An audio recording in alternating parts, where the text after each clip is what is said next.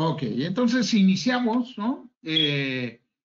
Precisamente con este tema. Hoy, desafortunadamente, las noticias relacionadas con este tema de vulneración, a mí no me gusta la palabra hackear, ¿no? Al final del día, bueno, siempre llama la atención, pero cuando nos vulneran, al final del día estamos hablando de algún fraude, alguna extorsión, usurpación de identidad, que finalmente son los delitos que se cometen a través de tecnologías de la información. Entonces, podemos aclarar que un ciberdelito al final del día es una conducta delictiva cometida como fin o medio a través de tecnologías de información.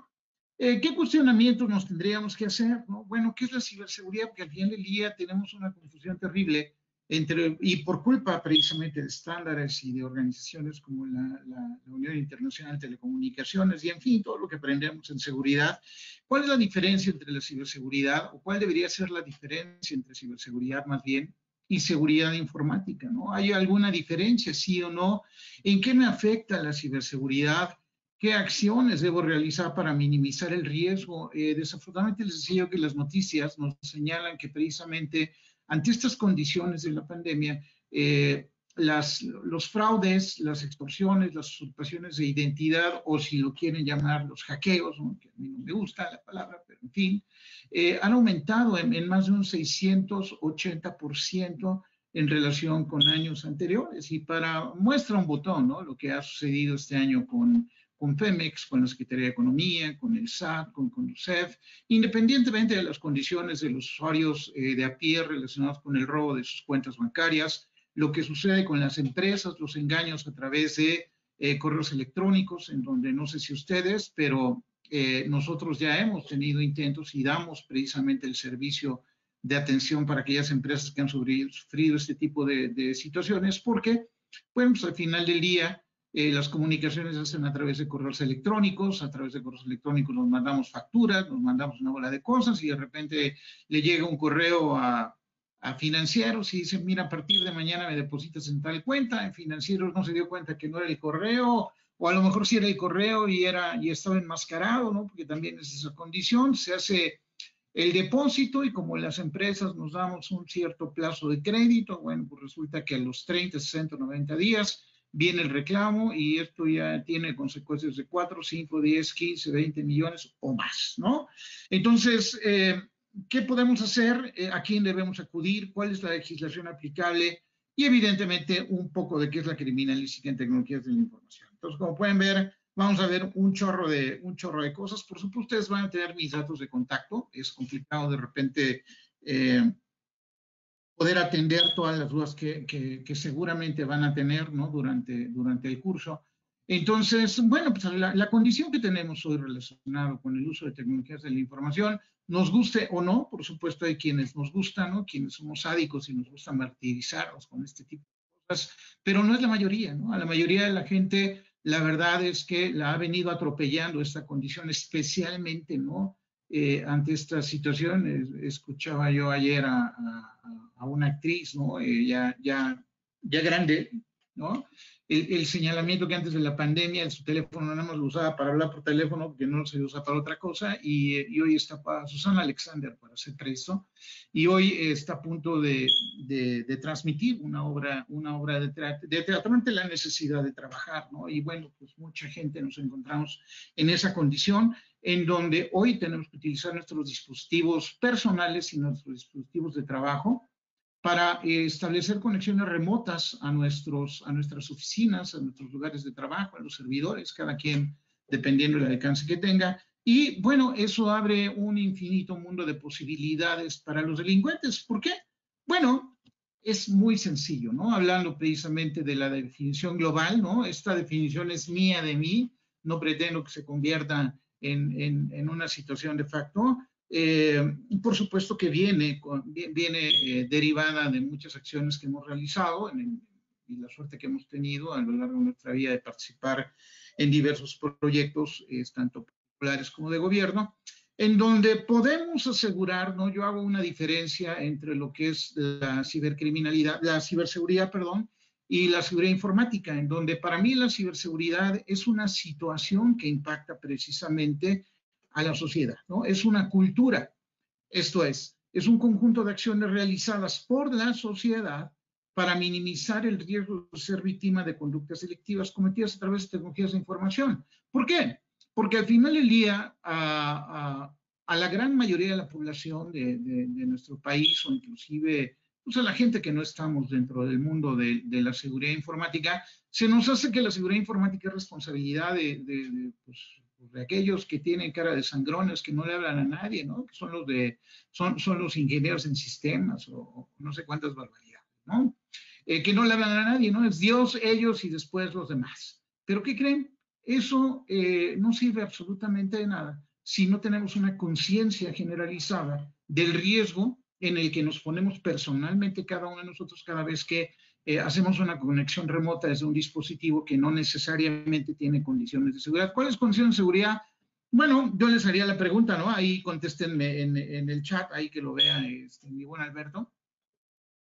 ¿Cuántos de ustedes, que son 41 conectados, tienen antivirus en su teléfono celular? Evidentemente la respuesta va a ser algunos sí, la mayoría no. Y entonces fíjense que hoy el teléfono celular y nuestros dispositivos móviles se convierten en el dispositivo de dispositivos para trabajar. Y resulta que ese dispositivo no solamente no está protegido, sino que aparte es el dispositivo que le prestamos a nuestro hijo, porque evidentemente nosotros tenemos el último teléfono celular, seguramente nuestros hijos o nuestros sobrinos o nuestros chavitos que más queremos, pues tienen el de Conflakes, ¿no? ¿Y con qué quieren jugar? Pues con el teléfono del tío, con el teléfono del papá, con el teléfono de la mamá, ¿no? Que a lo mejor no lo sabemos utilizar, pero ellos, no sé si en 5 minutos, en 5 horas, van a hacer no sé cuántas barbaridades. Por supuesto que no lo van a hacer en un sentido delictivo, no son criminales, ¿no? Pero el simple hecho de bajar aplicaciones, de bajar jueguitos, de compartir a qué se dedica nuestro papá, a qué se dedica nuestra mamá, qué tan importante es o qué tan importante no es, pues automáticamente nos convierte en víctimas. ¿Víctimas de quién? Pues delincuentes, de la delincuencia organizada, que al igual que las empresas utilizan metodologías como puede ser la inteligencia artificial, ¿no?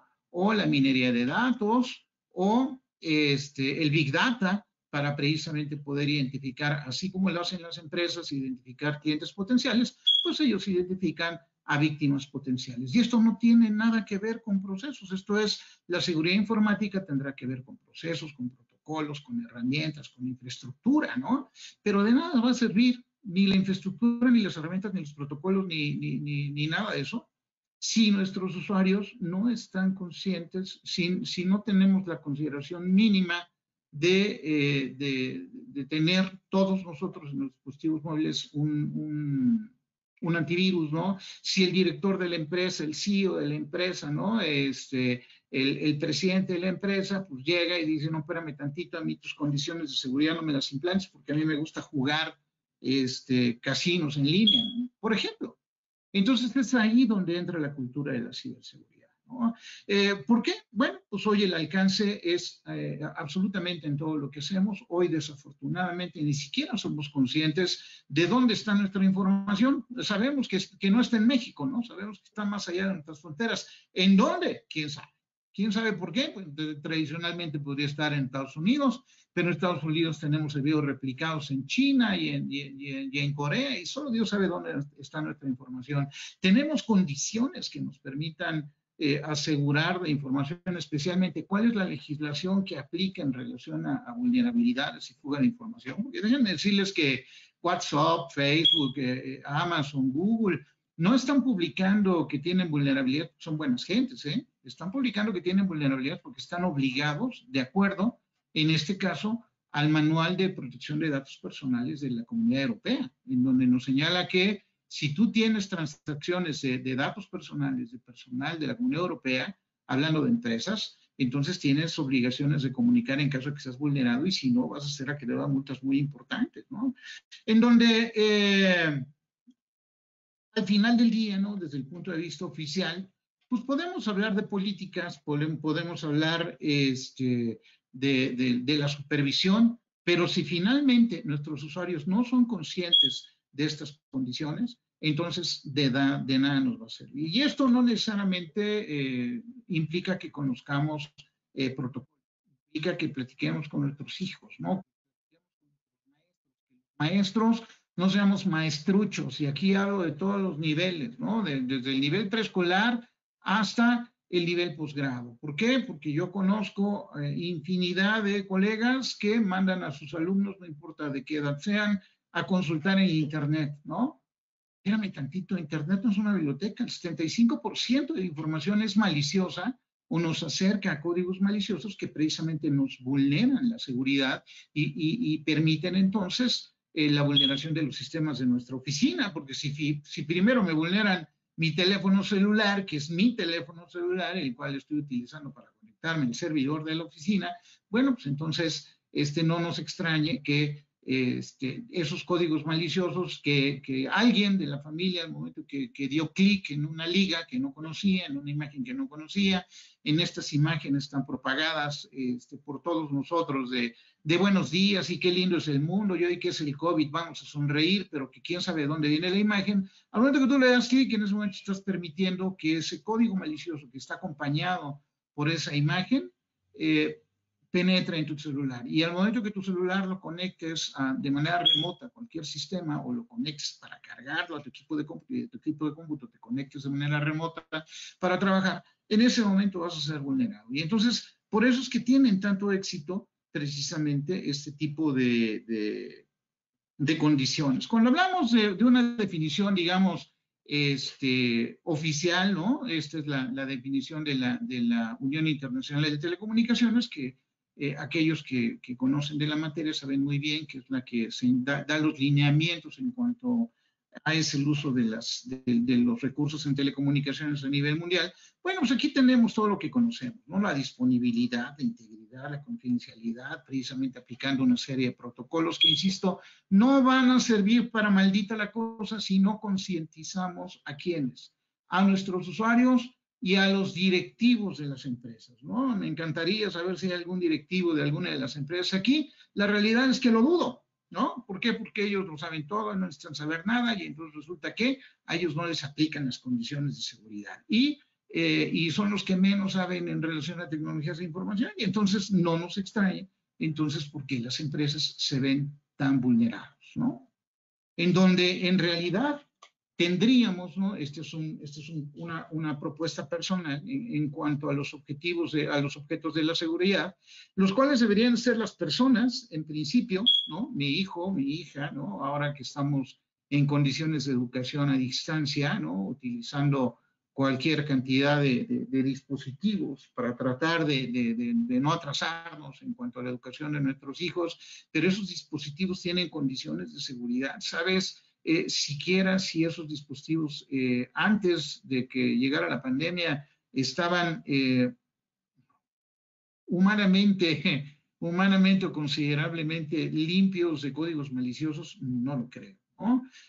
Por supuesto la academia, ¿no? El pánico por parte de la academia precisamente de poder responder la ignorancia de los maestros en cuanto al uso indiscriminado del Internet, y no porque Internet sea malo, me parece que nosotros como maestros tenemos la obligación, y por lo menos yo así lo hago, yo soy maestro de los Centros Superiores Navales, de CIME Culhuacán, de INACIPE, de UNIR, entre otras escuelas y universidades a nivel de maestría y posgrado, en donde tenemos que decirle a nuestros alumnos a dónde consultar. Esto es, como maestro yo tengo la obligación de decirle a qué página te vas a conectar porque yo sé que no corres un riesgo de ser infectado por un código malicioso. Pero no es así, ¿no? Hoy los maestros que no pueden resolver sus problemas, mandan resolver sus problemas a sus alumnos en Internet. Busquen en Internet. ¿En dónde? En donde sea, ¿no? Entonces, ese donde sea, pues tiene como consecuencia que tengamos el 75% de posibilidades de ser vulnerados en cuanto a nuestra seguridad, viniendo directamente de instrucciones del profesor, ¿no? Por supuesto, la iniciativa privada gasta muchísimo dinero en relación a estos temas, ¿no? Pero no gasta dinero en relación a la concientización. Fíjense que voy a hacer una diferencia en cuanto a concientización y capacitación. La concientización no tiene nada que ver con protocolos, ni metodologías, ni herramientas, ¿no? Es este tipo de pláticas que estamos teniendo, ser conscientes del riesgo, ¿no? Es que a mí no me importa, es más, el de seguridad me cae gordo, punto, ¿no? Y que se friegue, que él sea responsable.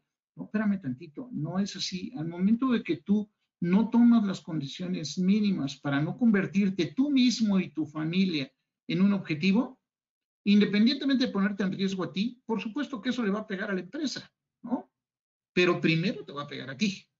Entonces, eso es en lo que nos vamos a pensar, ¿no? Y entonces, olvídense bullying, no es bullying, son amenazas, es abuso sexual, es extorsión. Dejémonos de esas tarugadas que no sé si les sirven a los gringos, a nosotros no nos sirven, ¿no? Entonces, hablemos de condiciones que se pueden investigar. Recordemos que el tema del día de hoy es, bueno, me hackearon, ¿qué hago, no? Bueno, precisamente aquí vamos a decirles que tenemos todas las capacidades para poder solventar un problema de este tipo, sí, solo sí, se hacen las cosas de forma adecuada, ¿no? La iniciativa, el gobierno, ¿no? Bueno, hoy es horrible decirlo, ¿no? Pero estamos, yo lo digo así de manera muy amable, ¿no? Estamos viviendo un síncope en relación con tecnologías de información, ¿no? Cuando oigo barbaridades como que los seres de la independencia no esperaban a tener computadoras para hacer la independencia, híjole, la verdad es que me quedo helado. Pero entonces, eso quiere decir que estamos solos, ¿no? Y que papá gobierno no nos va a resolver el problema porque no sabe cómo resolver el problema, porque no hay dinero para resolver el problema y somos nosotros los que tenemos que aplicar. Oye, es que suena carísimo. No necesariamente, ¿no? Este tipo de iniciativas para concientizar, para hablar del problema de forma objetiva, las debemos de aprovechar. Y yo les puedo decir algo, con la experiencia que tengo, yo les aseguro que la situación de concientización, el hecho que ustedes aprendan aquí a no darle clic a todo y que le digan a sus hijos que no le den clic a todo y que no publiquen todo de sus vidas, ese simple hecho, ¿no? Nos va a ayudar, más todo lo que vamos a ver aquí, nos va a ayudar a disminuir la posibilidad de ser vulnerados en un 80%. Y entonces ya le podemos dejar el otro 20% a los responsables de seguridad, a la infraestructura, a las herramientas, etcétera, ¿no? Pero lo primero que tendrían ustedes que hacer en este momento, pues evidentemente, es tener un antivirus en sus dispositivos móviles, verificar que sus dispositivos estén libres de eso. No porque el antivirus sea la neta del planeta y sea la solución. El antivirus va a funcionar sí, solo sí, nosotros le ayudamos. Pero el hecho de no tener nada y de todos modos actuar de forma desmesurada, utilizando todas las herramientas que tenemos, tecnológicas que tenemos hoy al alcance, pues la verdad es que lo único que está haciendo es que nos están pegando terriblemente. Y eso no es solamente a las empresas, nosotros tenemos clientes, ¿no? Hoy bajo las aplicaciones móviles, en donde tenemos el acceso a nuestras tarjetas de crédito, accesos a préstamos digitales, más el acceso a nuestras cuentas. Eso que implica que cuando somos vulnerados, entonces lo que está sucediendo, son hechos reales, mis queridos amigos, lo que está sucediendo es que las personas le están sacando el dinero de las tarjetas de crédito, están autorizando los créditos electrónicos, más el dinero que tienen ahorrado y lo están transfiriendo a otras cuentas. Los bancos no están siendo responsables, Conducef no está siendo responsable. Entonces, tenemos que tener cuidado, ¿no? Tenemos que saber cómo hacer este tipo de condiciones. Conducef está en una condición terrible, ¿no? Ni siquiera sabe identificar de manera correcta cuál es el delito. El delito que se comete cuando a mí me roban mi dinero de una cuenta bancaria se llama usurpación de identidad.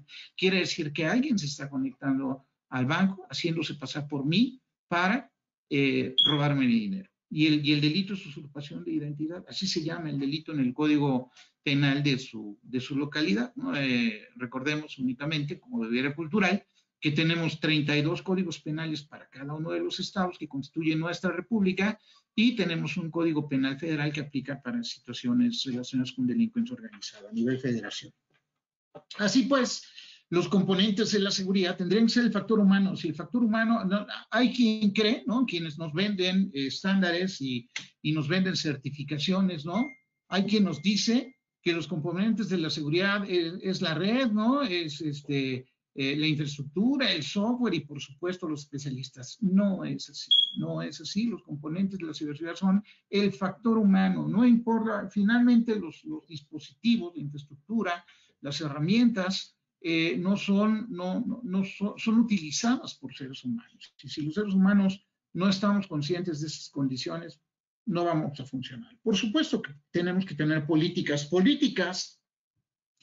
que sean derivadas de un análisis de riesgos, con la finalidad de que sean políticas, no son copias de internet, no es un proyectito chafa de escuela, ¿no? No me lo tomen a mal, copiado por no sé cuántas personas, ¿no? Es un traje a la medida que tiene que ser el resultado de un análisis de vulnerabilidades. Por supuesto, que me dé la capacidad de identificar tanto la infraestructura de hardware como la infraestructura de software que tengo que tener. Así pues, ¿por qué no estamos funcionando? Bueno, porque la realidad es que dentro de las acciones de seguridad está la parte de capacitación, pero la parte de capacitación ¿a quién? A los especialistas en seguridad, ¿no? Espérenme tantito, los que nos dedicamos a este tipo de cosas sabemos que nos tenemos que capacitar el resto de nuestras vidas. Pero mientras solamente capacitemos a la gente de seguridad, no va a funcionar. ¿Por qué? Porque no hay concientización por parte de todo el personal. ¿Quién abarca todo el personal? Tanto los subordinados como los directores, como los directivos, ¿no? Como los presidentes de las empresas, como los hijos de los presidentes de las empresas, como los hijos de, de los subordinados. Y si me empujan un poquito, como los hijos de seguridad informática, de la gente responsable de seguridad informática, ¿eh? Porque a veces pecamos de soberbia y la realidad es que sabemos de fierro, sabemos de software, pero de seguridad no sabemos nada. ¿Por qué no nos entra en la cabeza? Porque ni siquiera sabemos qué lo tenemos que hacer. ¿Por qué? Porque inclusive hay una legislación aplicable para la protección de datos, ¿no? Después, por supuesto que lo que sí se hace, ¿no? Porque es lo que normalmente nos enseñan en la escuela, son las acciones relacionadas a la generación o la aplicación de un determinado estándar o mejores prácticas, en donde vamos a ver políticas, actualización, monitoreo y auditorías. Y después, ¿qué hacer? Precisamente, ¿qué es lo que debo de hacer? Bueno, yo ya sé que la continuidad del negocio y el ganar dinero es lo importante. Sí, señores, pero cuando yo tengo un incidente, tengo que identificar, fijar, preservar y aplicar cadena de custodia. Y eso no nos lo enseña nadie. Inclusive en estándares como el NIST, ¿no? Está identificada la situación forense, pero nadie sabe aplicarla, nadie sabe en dónde aplicarla y nadie sabe cuál es la metodología. Bueno, yo espero eso de que nadie, tengo más de 20 años capacitando en estos temas, ¿no? Espero que la boca se me haga chicharrón, pero la realidad es que la experiencia me dice es que nadie sabe hacer esto. Y entonces, al momento que quiero hacer una investigación, ya sea a nivel administrativo, a nivel penal o a nivel judicial, hablando de juicios mercantiles, pues evidentemente la gente de seguridad informática, ahí sí es la gente de seguridad informática, no tiene metodologías ni procedimientos para garantizar la integridad y la mismidad de la posible evidencia, que desde el punto de vista jurídico se llaman datos de prueba o medios de prueba, para poderlos defender en un juicio, ¿no? Y entonces, evidentemente, eso en qué se traduce en grandes pérdidas para las empresas. ¿Por qué? Porque se ven defraudadas, se ven extorsionadas, se ven robadas, ya sea en propiedad intelectual o propiedad industrial, y no tienen los argumentos para investigar. No porque no existan, porque no le tomaron atención, porque desafortunadamente la gente que enseña estándares y esas barbaridades, te lee un manual en una semana, te chutas 80 horas en una semana de un curso en donde ya te certificaste, pero quién sabe cómo se come eso de lo que estoy hablando, ¿no? Y así pues, ¿no? En cuanto a los procesos precisamente de ciberseguridad, está por supuesto la situación de identificación, la protección, la detección, la respuesta y la recuperación. Pero en esa identificación, ¿no? Evidentemente, de manera paralela, asegurando la continuidad del negocio, tendríamos que asegurar la integridad de esos datos o medios de prueba que me ayuden a identificar al responsable para que en caso de que la alta dirección, no sé si en 2 semanas o en 2 meses, ¿no? Tome la decisión de tomar una acción que deje precedente para sancionar al responsable, pues sirva. Y todo esto, insisto, no necesariamente desde el punto de vista penal, desde el punto de vista administrativo, ¿no? Esto es muy distinto correr a una persona porque te voy a correr porque ya te di cuenta que me estás defraudando y no tengo ninguna evidencia, y para que evidentemente acto seguido me demande a mí, ¿no? Y a lo mejor hasta perdón le voy a tener que pedir, independientemente de toda la lana que me va a sacar, a tener los elementos para poder comprobar la conducta delictiva y decirle, mira, papacito, te vas de la empresa, de la información no te preocupes porque ya la recuperamos, los delitos que cometiste son estos, son equivalentes a tantos años de prisión. Y o me firmas tu renuncia o te meto a la cárcel. Entonces, ¿el resultado cuál va a ser? Va a firmar la renuncia. ¿Y cuánto le ahorramos a la empresa? Una buena cantidad de problemas, de dolores de cabeza y sobre todo de dinero. Si esta condición se tiene que llevar a una situación seria, ya sea desde el punto de vista penal o judicial, bueno, pues evidentemente esos mismos elementos me van a servir para para poder hacer una buena investigación y para poder tener un grado muy importante de éxito, ¿no? Entonces es muy importante, de acuerdo a los consejos de la Unión Internacional de Telecomunicaciones, ¿no? Evidentemente, ¿no? Lo que nos señala, la seguridad no es la misma para todo el mundo, cada empresa es distinta, ¿no? No puede alcanzarse la seguridad con un conjunto de módulos ensamblados, ¿no? Esto es, yo compro herramientas porque voy a un congreso y me encuentro a alguien que me engañe, un vendedor que siempre ve la cara de tonto y me dice que esa es la herramienta, la neta del planeta. Y resulta que más tarde en comprarla, que otra vez me vi vulnerado. ¿Por qué me vi vulnerado? Porque no es culpa de la herramienta, es culpa de las personas, ¿no? De no hay conciencia y creemos que ser un agente de seguridad es comprar herramientas de millones de dólares y echarme en una hamaca. Y no es así, ¿no? Esto es, la seguridad se debe de identificar como un proceso, ¿no? Para la protección generalizada de todo el sistema que comprende la empresa, ¿no? Evidentemente la recomendación es aplicar medidas de seguridad en todas las capas, ¿no? Digamos, virtuales del modelo OSI con la finalidad de tener un control sobre cada una de las capas, ¿no? Y como lo señala también la propia organización, ¿no? La seguridad es difícil de probar, predecir y aplicar. La misma seguridad no es válida para todos, es muy importante, ¿no? Dependiendo de nuestras características. Cada empresa tiene sus necesidades y evidentemente cada una de ellas tiene que tener, ¿no? Un documento, insisto, que sea resultado de un análisis de vulnerabilidades hecho a la medida. Y sobre todo, como lo estamos viendo aquí, ¿no? La observación de estas políticas tiene que ser aplicable para todos, cuando estamos hablando desde el punto de vista empresarial, para todos los niveles, desde el presidente de la empresa hasta el poli que vigila la entrada, ¿no? Porque el poli que vigila la entrada, pues en algún momento se le va a descargar el teléfono celular, lo va a conectar en el teléfono, en el equipo de cómputo de la recepcionista y entonces el equipo de cómputo de la recepcionista está conectada a la infraestructura y entonces ahí empezó nuestro dolor de cabeza. ¿Lo quiso hacernos algo el poli? No, definitivamente no, pero los delincuentes a eso le tiran, ¿no? O los delincuentes intentan vulnerarlos, no de forma directa, a través de todo el personal que formamos parte precisamente de las empresas. En cuanto a los ataques, la realidad es que no tengo la información ahí, es suya. Los más recurrentes, ¿no? Son aquellos correos electrónicos que nos tratan de engañar para hacer depósitos. Y esto se arregla de manera muy fácil. Espérame tantito. Hay que establecer una política con la gente, con los contadores, con los financieros, que por supuesto no tienen y no saben nada de seguridad informática, para que en caso de que reciban este tipo de llamadas telefónicas de WhatsApp, es que es la llamada telefónica del jefe o el WhatsApp del jefe o el correo electrónico del jefe. Bueno, que exista un medio alterno para poder corroborar la información. Si lo estoy recibiendo por correo electrónico, bueno, pues una llamadita al responsable para ver si eso es cierto, ¿no? Si es una llamada telefónica que dice ser del jefe, pero que de alguna manera no es el teléfono o algo está pasando, bueno, hay que corroborar, ¿no? Nosotros hemos tenido condiciones donde los empleados, la gente es buena, ¿no? Entonces la gente es buena y los delincuentes se valen de la candidez de las personas. Y nosotros hemos tenido ya situaciones donde se rompen oficinas, donde se rompen muebles, donde se rompen cajas fuertes para sacar el dinero, porque dice el jefe que tienes que sacar el dinero de manera urgente, de hacer depósitos y entregárselo a Dios sabe quién. Y lo increíble es que sucede, ¿no? Cuando vemos un correo electrónico que dice que a partir de mañana deposítame en esta cuenta, ¿no? ¿Y cuánto es? No, pues 16 millones de dólares, espérame tantito, y no corroboraste la información. No puede ser, ¿no?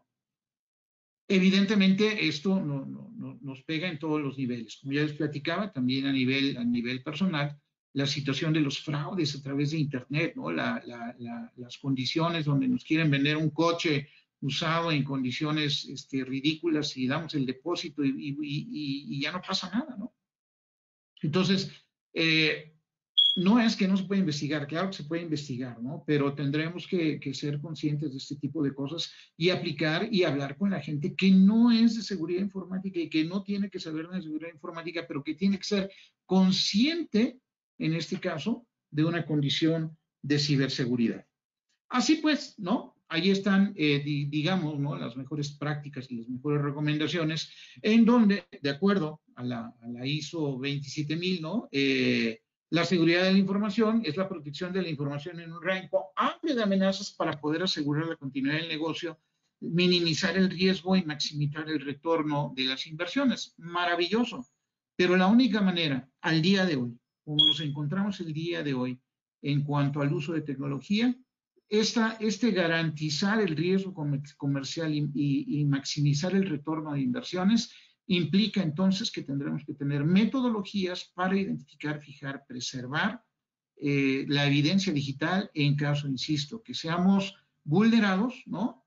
Y que se tengan que realizar acciones, ya sea administrativas, penales o judiciales, ¿no? Cualquiera de estas. Así pues, tenemos un rango muy amplio. Cuando hablamos de conductas delictivas, evidentemente una hora es muy poco tiempo, pero ahí tienen ustedes una lista bastante importante. Esta es extraída del Código Penal Federal, donde vemos las conductas delictivas. E inclusive, por ejemplo, yo sé que para mis amigos de informática, ellos tienen el concepto de negación de servicios, ¿no? Deny of service, perdónenme mis amigos, no es deny of service, negación de servicios, se llama sabotaje, ¿no? Y el delito, ahí lo tenemos perfectamente identificado en el artículo 140, quizás el área de oportunidad sea que únicamente está dirigido a la parte del gobierno, en donde palabras más, palabras menos nos señala que aquel que entorpezca o destruya, ¿no? Los servicios del gobierno e instituciones paraestatales.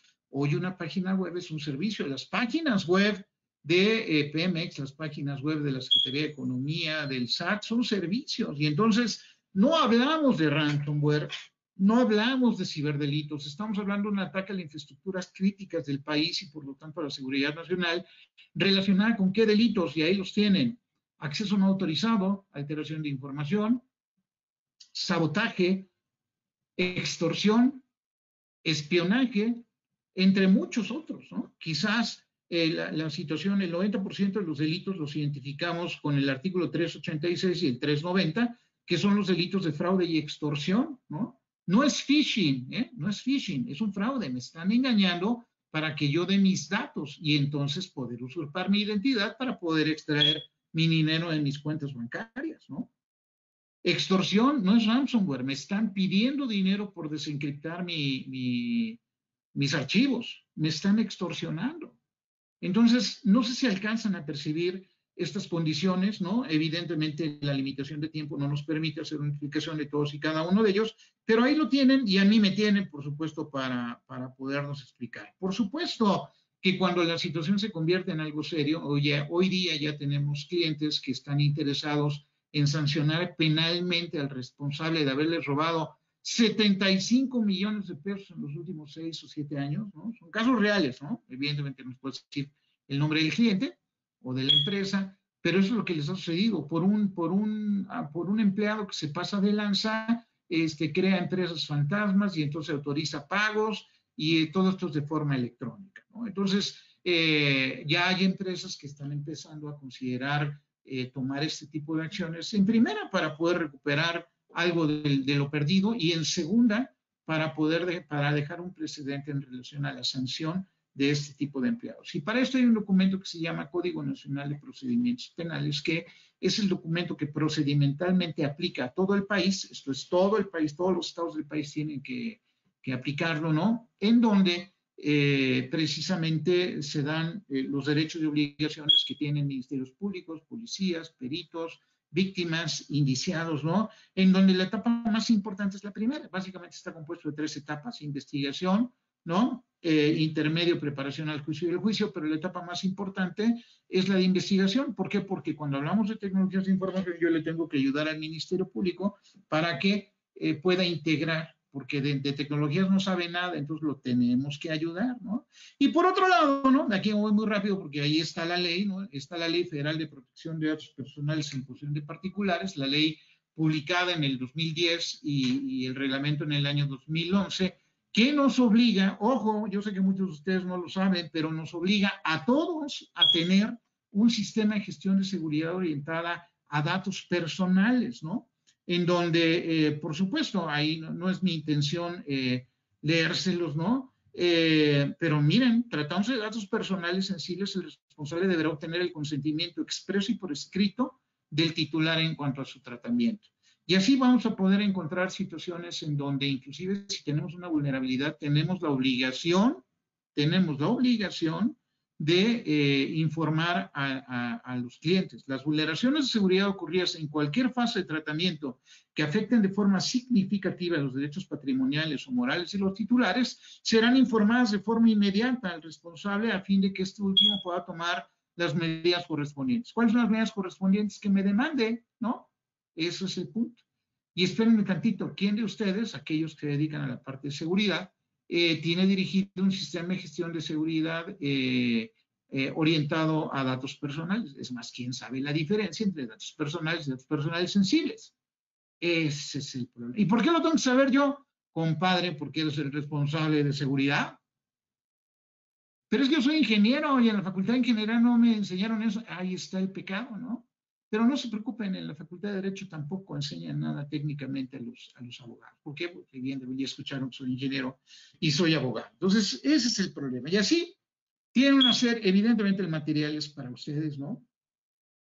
Pero tienen una serie de consideraciones ahí donde ustedes están viendo qué se consideran conductas delictivas y la situación o qué se sanciona a través de esta legislación y evidentemente la vulneración a la seguridad es sancionada y en algunas condiciones puede terminar con años de prisión, como lo vamos a ver a continuación, ¿no? Se impondrán de 3 meses a 3 años de prisión al que tratando datos personales económicos con ánimo de lucro los vulnere, ¿no? O se sancionará con prisión hasta de 5 años a quien con fines de lucro pues se ponga a vender datos personales. Entonces, no estoy hablando de que seamos moda, ¿eh?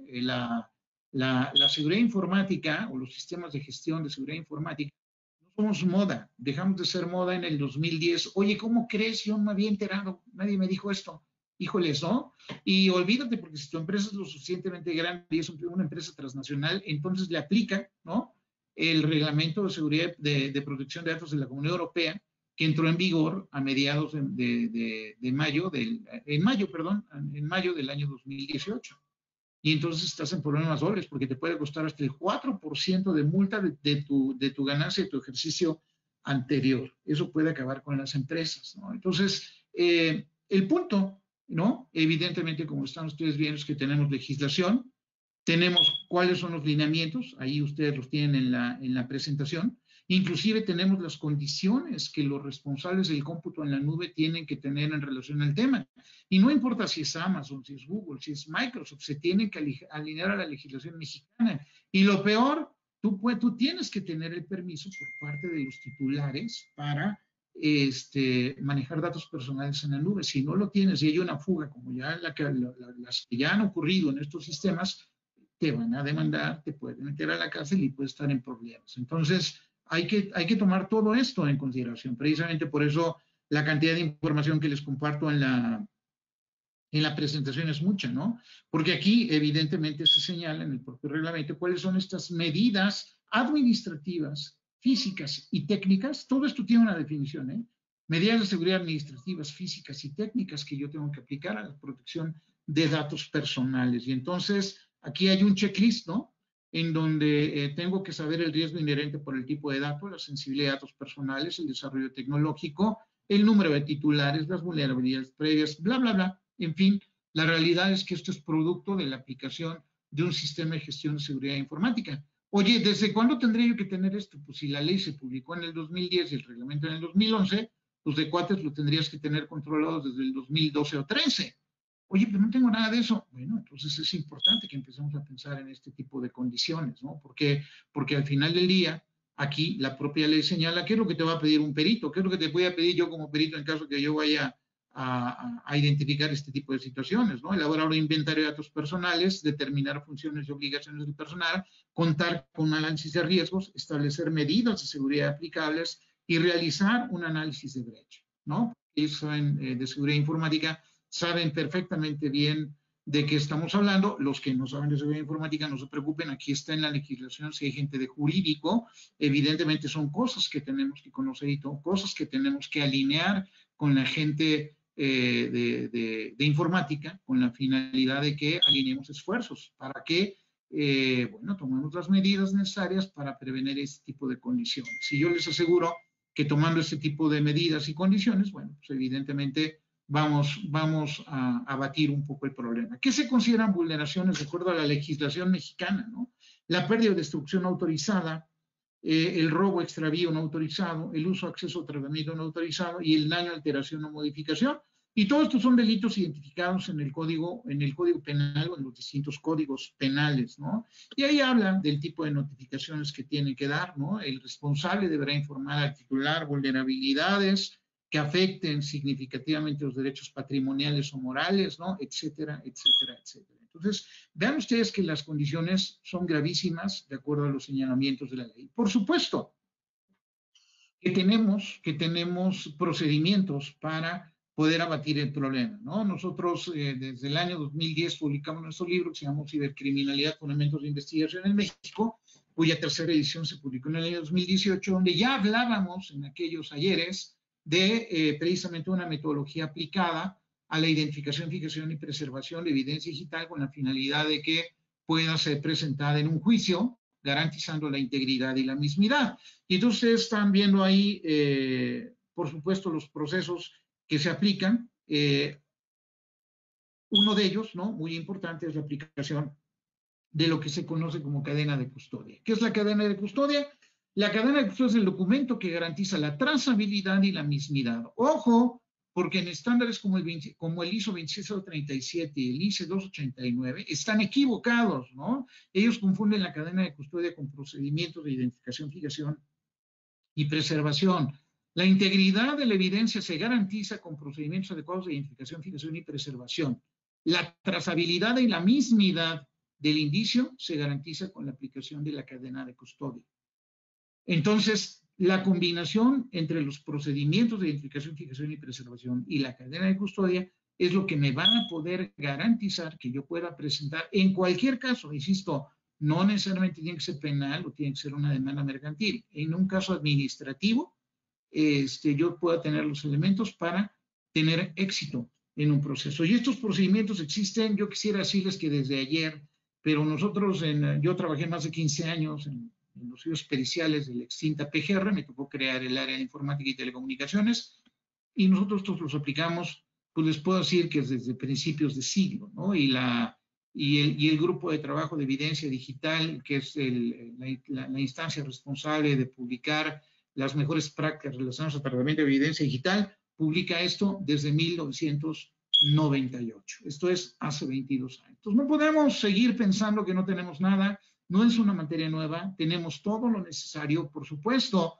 que como el tema lo dice, ya me hackearon, ¿qué hago? ¿No? Bueno, pues evidentemente, si ya te hackearon, ¿qué hago? Tienes que tener procedimientos de identificación, fijación, preservación y aplicación de cadena de custodia dentro de tus áreas de seguridad con la finalidad que, en caso de que eso se tenga que presentar de alguna manera para comprobar una conducta delictiva y sancionar al responsable, se puede hacer.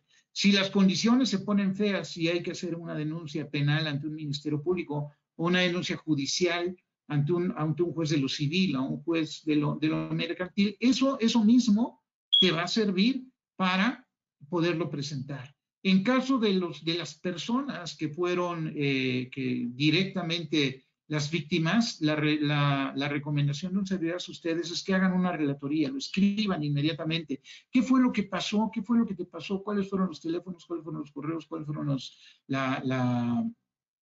los mensajes? ¿No? En el caso de los WhatsApps, saquen impresiones de pantalla con la finalidad de que el adversario o el delincuente no pueda eliminar de forma remota esos mensajes y se pierdan, con la finalidad de documentar, ¿no? Evidentemente todo esto tiene procedimientos muy establecidos y ya muy desarrollados, ¿no? Pero digamos que esos son los consejos de primera mano, ¿no? La documentación inmediata la vamos a escribir, ¿no? En caso, insisto, de transacciones financieras, por favor, no le crean a nadie, ¿no?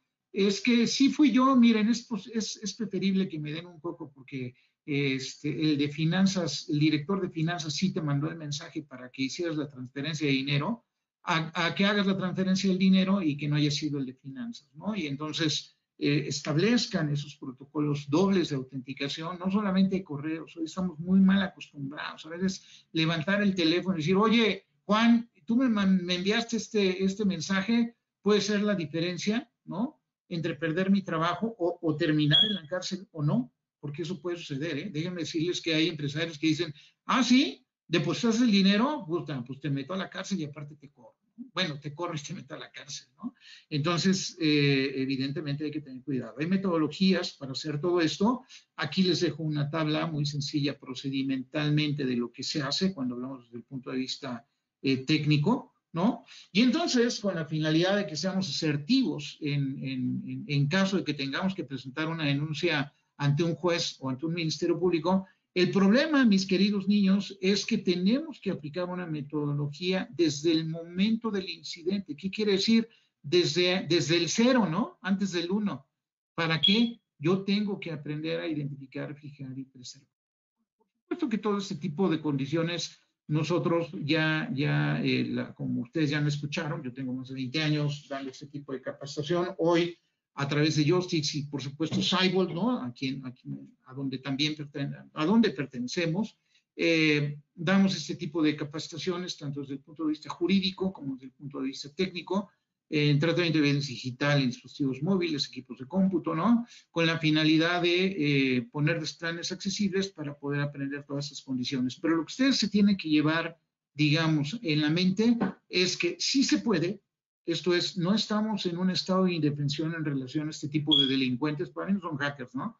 Son delincuentes tepocatos, inútiles, buenos para nada, ¿no? Y tienen que terminar en la cárcel.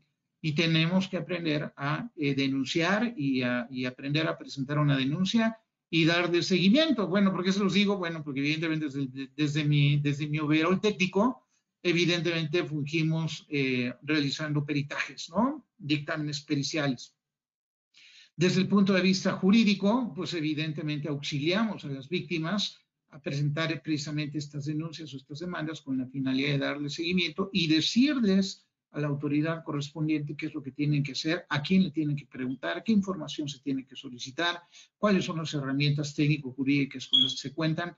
Si bien hay áreas de oportunidad que tenemos en el país, la realidad, mis queridos niños, es que tenemos lo suficiente para ser muy eficientes en la persecución de delincuentes de estas conductas. Pero lo más importante es que no me pase. ¿Y cómo me pasa? ¿Cómo evito que me pase? Ser consciente. No quiero que todos aprendan metodologías y protocolos y algoritmos matemáticos. No. Seamos conscientes. No demos clic. No abramos un correo que no sé de quién es. No le crean a nadie que les diga, oye, ya te ganaste la lotería, te ganaste un coche. No es cierto, ¿no? Siempre les van a pedir dinero. A mí me llegan, no sé, 2 o 3 correos a la semana relacionados con estos temas, ¿no? Estoy esperando que le lleguen al $1,000,000 para entonces decirles que sí acepto. No, por supuesto que no. Siempre, el hecho es que estos correos son generados por robots automatizados, es software automatizado, que envía correos a quién? A todo el mundo. Y lo único que están esperando es la candidez de uno de nosotros que conteste uno de estos correos con la finalidad de decir, yo sí existo, y en el momento que dices existes, entonces en ese momento ya te convertiste en una víctima potencial. Así pues, mis queridos amigos, ¿no? Llegamos al final de la presentación. Es mucha la información que les dejo ahí en las diapositivas. Cualquier condición que tengan ustedes en cuanto a dudas o comentarios, por supuesto que yo quedo eternamente a sus órdenes. Por ahí me van a encontrar muy fácilmente en internet, en redes sociales. Nada más póngale ahí Oscar Lira y van a encontrar todos mis datos de contacto. De todos modos, si en cuestión del chat, si tienen dudas y preguntas, mi buen Alberto seguramente nos va a ayudar a hacernos llegar sus preguntas. No sé si tengamos tiempo para alguna pregunta, Alberto, tú mandas. Claro que sí, estimado Oscar. Sí, tenemos un par de preguntas, tenemos un poco de tiempo. Una de ellas es, ¿qué hacer con las empresas que venden nuestros datos? ¿No deberían de estar obligados a decirnos quién nos vende? Por ejemplo, no tengo cuenta de Bancomer y me llaman a ofrecer tarjetas. Creo que tocaste el tema al final. Claro, tú tienes, hay algo que se derechos ARCO. Estos derechos ARCO se establecen en la Constitución, en el artículo sexto y séptimo de la Constitución, y son derechos de ratificación, cancelación, activación, etcétera, en donde de acuerdo a la ley, fíjate, por eso precisamente les comparto esa información, de acuerdo a la Ley Federal de Protección de Datos Personales que tienen ahí en la presentación, tú tienes derecho a cancelar el uso de tus datos. Esto es, a lo mejor como yo, ¿no? Que ya no nos cruzamos al primer hervor. Cuando saqué mi tarjeta de crédito, pues no me quedó de otra más que aceptar todas las condiciones del banco, y entre ellas estaba compartir mis datos con aseguradoras, en fin, con todo lo que vende el banco, ¿no?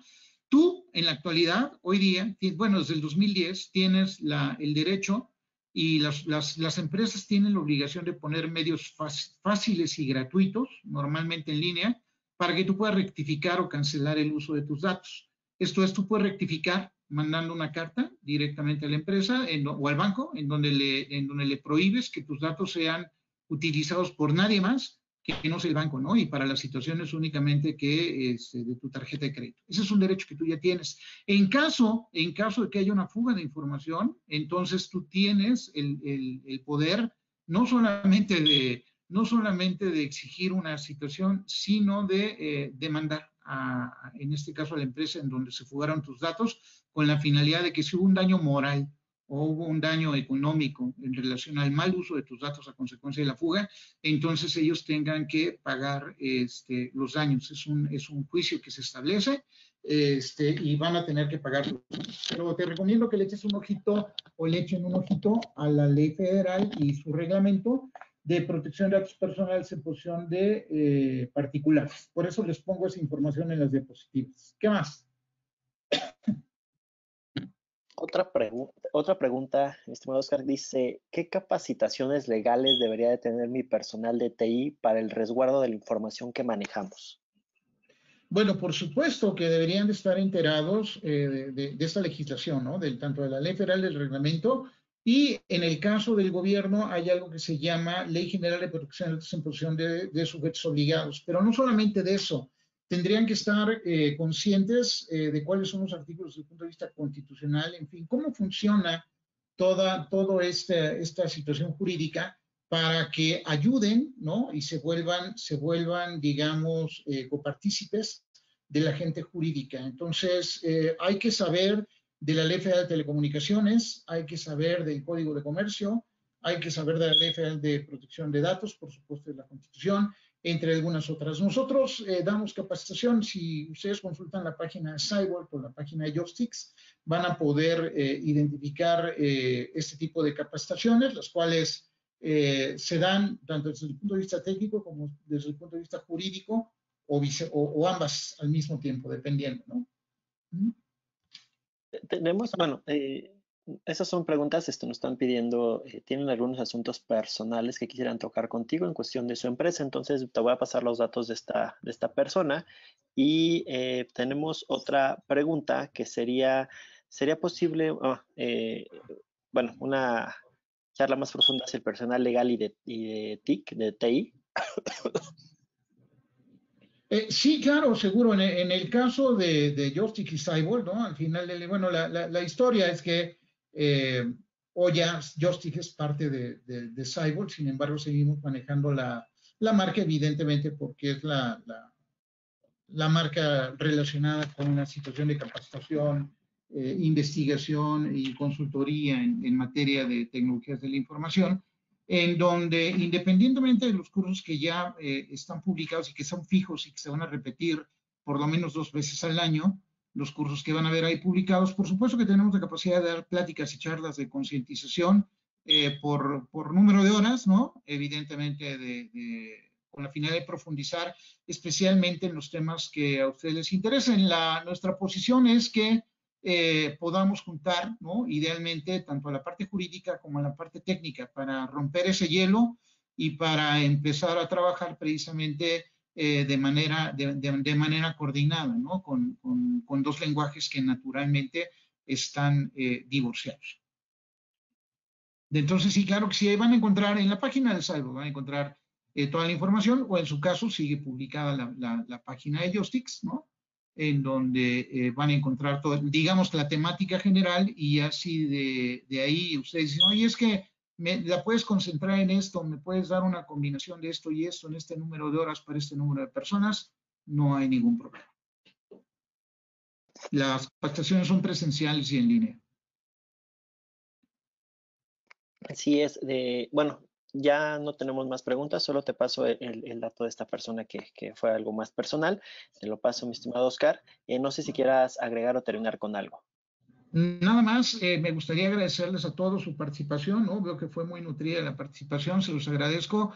Insisto, yo quedo a sus órdenes. El hecho de que me pregunten algo no significa que les va a costar necesariamente dinero, ¿no? Es importante que podamos compartir esta información y que nos ayudemos. Muy agradecido por su esfuerzo, ¿no? Me parece que ante las condiciones de trabajo que tenemos, el hecho de que nos presten una hora, ¿no? Nos regalen una hora de su tiempo, es todavía más valioso. Entonces no me queda más que agradecerles y reiterarme a sus órdenes. Muchas gracias. Muchas gracias, mi estimado Oscar. Agradecemos también su participación en la primera sesión del mes de agosto de charlas con Escanda. Esperemos la participación en las siguientes charlas. De nuestra parte somos Cyborg. Cualquier información sobre los cursos de Oscar o cualquier información acerca de todo nuestro servicio 360 que brindamos a las organizaciones, pueden encontrarnos al correo contacto@cyborg.com, a nuestro teléfono, en nuestras redes sociales, y también, bueno, les vamos a hacer llegar por correo la información de los cursos que brinda Oscar, así como un poco de información de Cyborg. Les agradecemos mucho. Muchísimas gracias, mi estimado Oscar, y les deseamos un excelente día. Que tengan muy buen día y buen fin de semana. Hasta luego. Gracias.